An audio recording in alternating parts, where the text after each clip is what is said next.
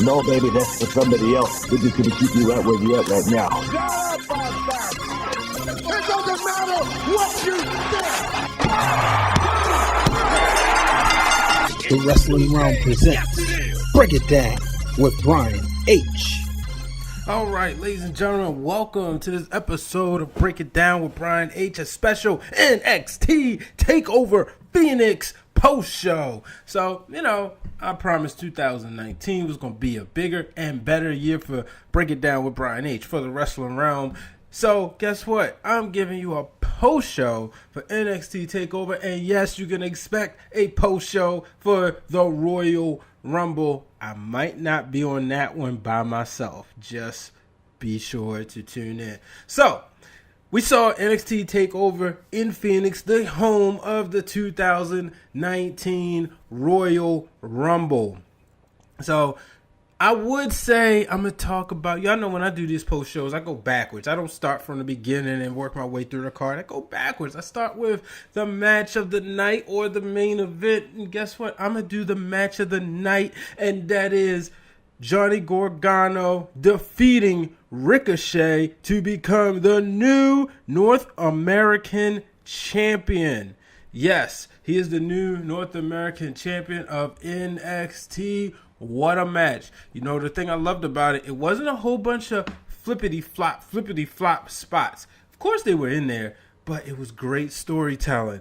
Johnny Gargano, the facial expressions. This guy is phenomenal, folks.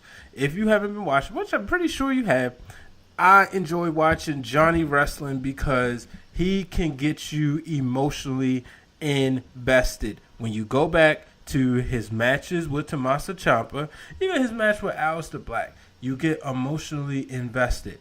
You either root for this guy, or when he decided to turn heel, you root against him because you just did not like his attitude. And then there's Ricochet. I gotta ask this question, folks. I know there's a lot of talk about, dare say, a black WWE champion, and Ricochet, I believe, is a man of color. I believe he's black. He's light-skinned. Is he the guy? Let's take away the size. If you're not counting size and what we are traditionally used to from the WWE, can Ricochet be a WWE champion? That's what I want to know. But let's get to the match. These two back and forth. Johnny Gargano winning the title. It was points in time I didn't think he was going to win. And you look at the referee, Drake, when Gargano pulled back the floor mats to expose the concrete, expose the floor, like he did in the non-sanctioned match with Tommaso Ciampa, you started to wonder, okay, is he going to hit this DDT on Ricochet? And I remember Jake the Snake saying that when Vince McMahon wanted him to do the DDT, I want to say it was on Ricky the Dragon Steamboat on the floor, he said, man, that's going to kill him. And it's always like, that is one of the most devastating moves. Damien Dinner Time. And so I'm watching that, and you see the referee, and you start to wonder, is he really going to throw the match if he hits a DDT on the floor? Somebody check the WWE rule book and tweet me at Brian H. Waters or at Wrestling Realm. Let me know, is that possible? Can he do that? So, I'm sitting there watching, I'm like, oh my gosh, this is crazy. But nonetheless, it didn't end that way. It would end with Gargano hitting his finisher inside the ring. 1, 2, 3, it was over.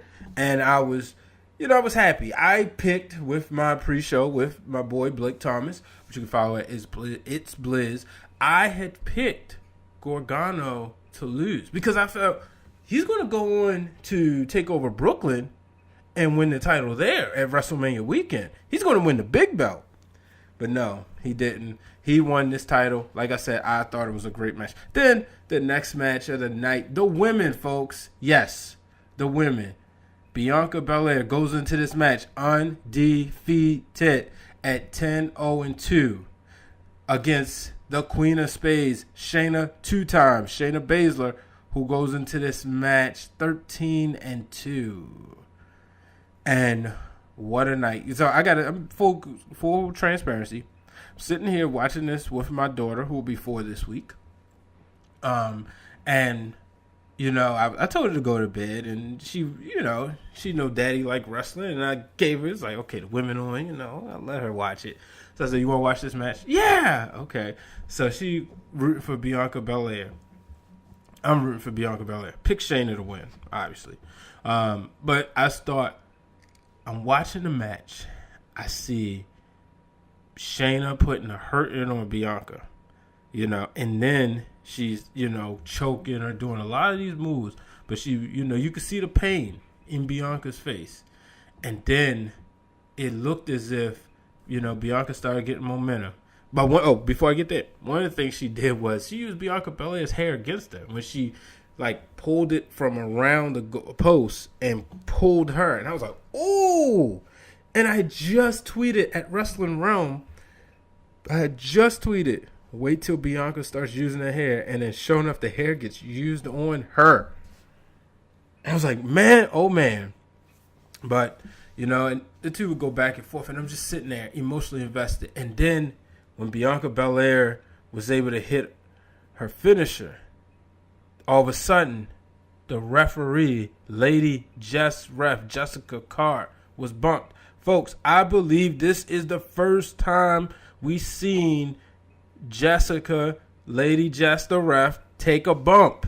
Shout out to Jesse. He was right here from Baltimore, Maryland. Grew up in Baltimore. At least I know that. Went to MCW Pro Wrestling along with Patrick Clark, who's now known as Velveteen Dream, and Leo Rush. But I'm sitting here and I was like, oh man, she took a bump. And it just that emotion, folks. You know, you're the person you're rooting for has the opportunity to win, but no, because there's no ref to count her out. And then here comes Shayna's posse.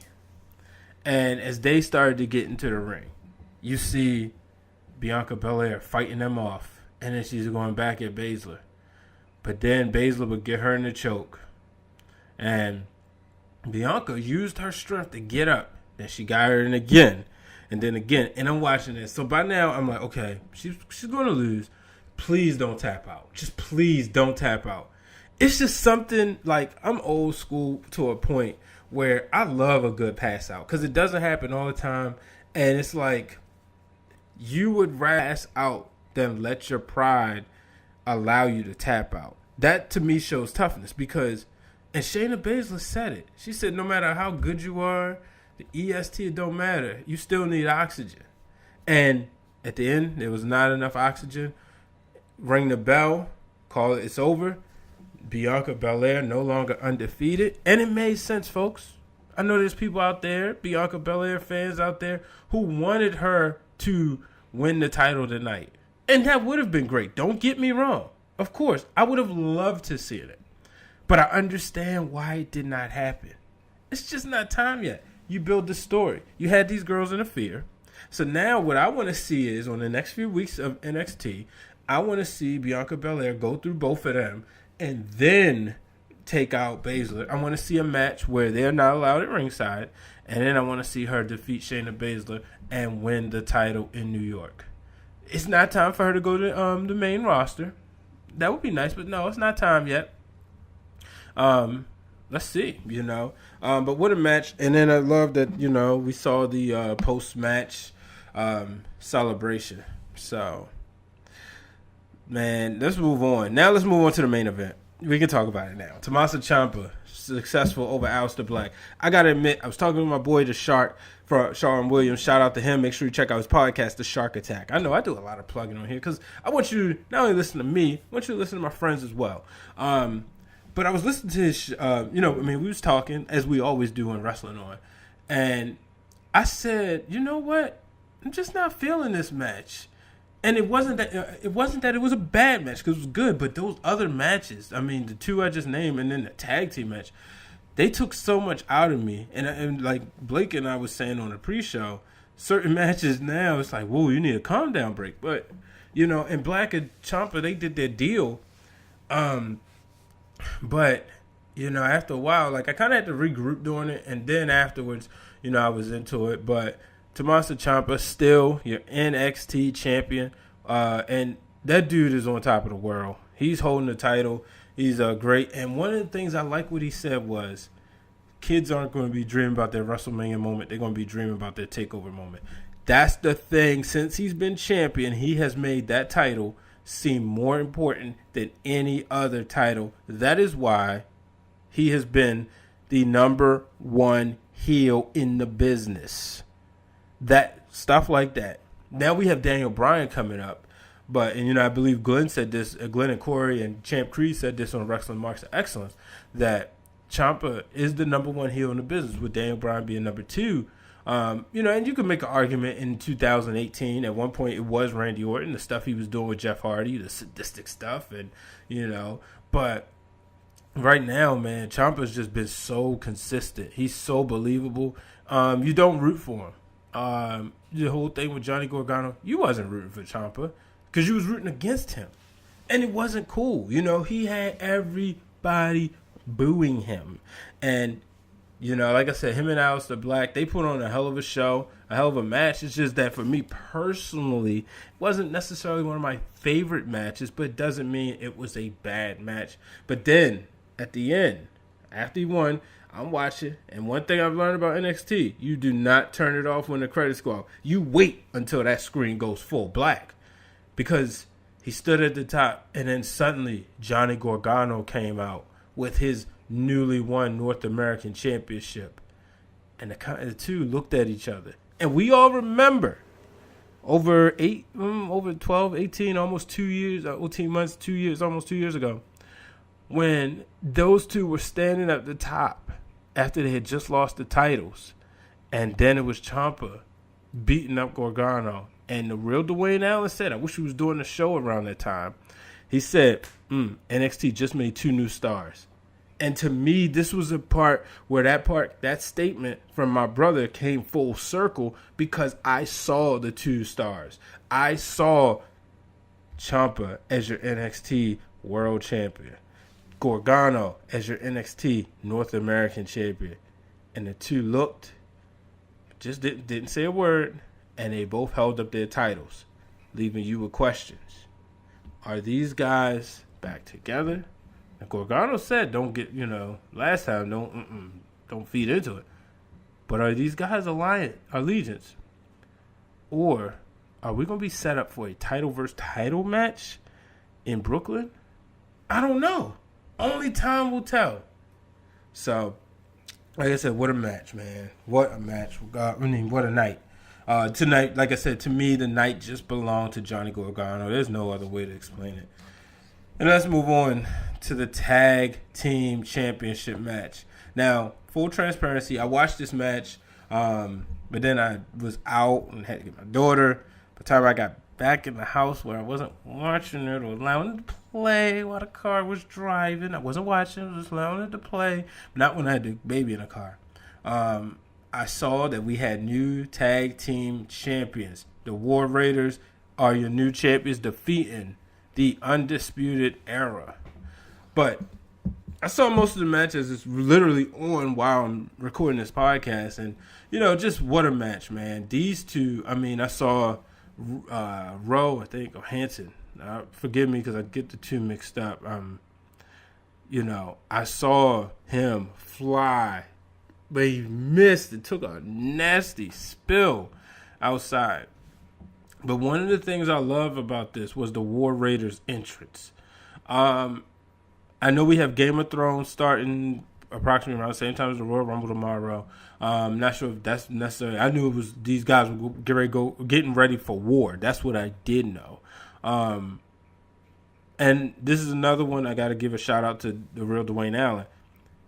If you've been paying attention, if you've been following the Wrestling Realm since our existence in 2011, that you may have remembered that around 2012-ish, 13-ish, when the real Dwayne Allen wrote one of his realness reports, he reported on, at the time they were named War Machine, he reported on these guys. And to the point, one of them retweeted it, and I believe they followed him.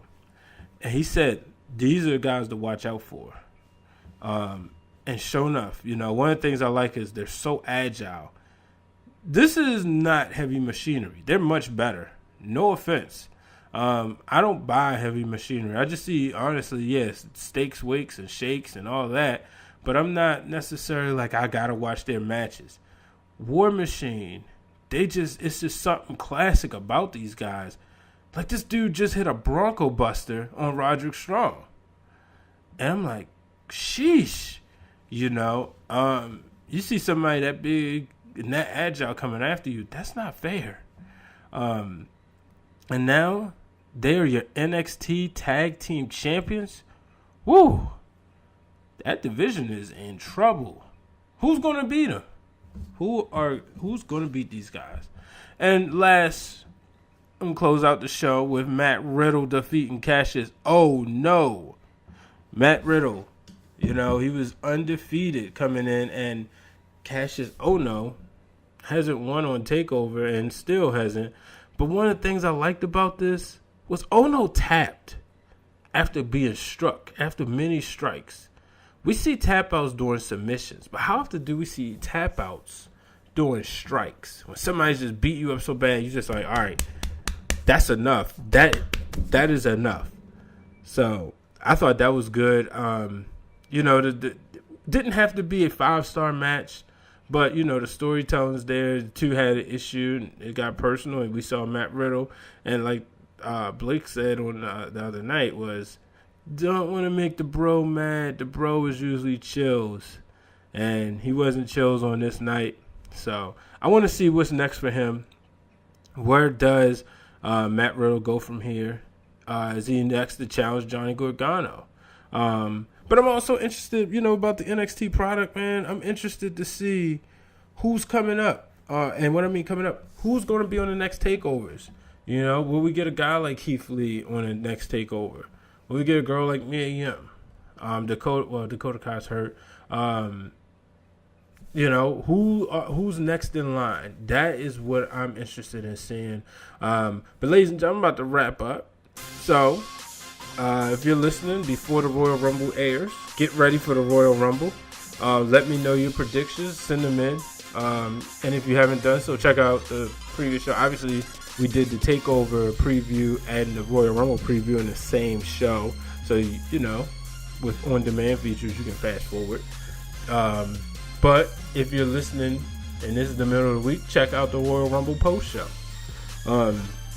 So make sure you are subscribed to the Wrestling Realm on YouTube, Apple Podcasts. I guess I can't call it iTunes anymore. Call it Apple Podcasts, Google Podcasts, Stitcher, and Spotify, along with Pocket Cast, Radio FM. We're there, folks. Anchor. And guess what? If you want to support the Wrestling Realm, go to Anchor and, you know, donate $1, $2, or $3, $5, $10, $20, however, whatever's on your heart desire. Let me know that you did. Definitely give you a shout out and appreciation. So that'll do it. I'm Brian H. Waters. This is the Wrestling Realms. Break it down with Brian H. Like I said, folks, appreciate you tuning in. Until the next time, so long, everybody.